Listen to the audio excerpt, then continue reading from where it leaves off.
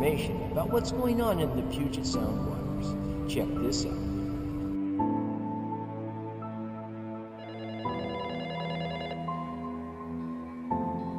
Doc here? Yeah, Doc, this is Bill. I'm over Aurora now, heading north along the coast. Thought I'd give you a call. Oh, fantastic. I'm moving that way. I was just wondering, can you fly a little bit low today for me? But I got some reports that in that marina there, they're close to shore and it's shallow, and we're studying the eel crabs, looking at the root system.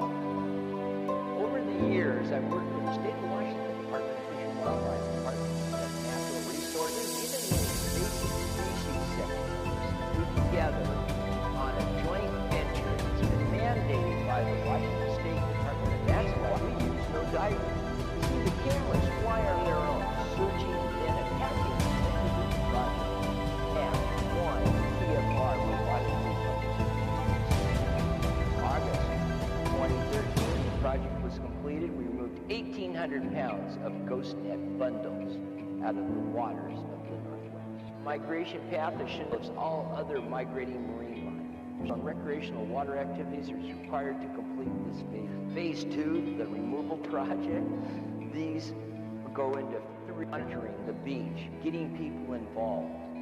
The 5x5 projects are ongoing. The minute you're watching this, hopefully we'll be in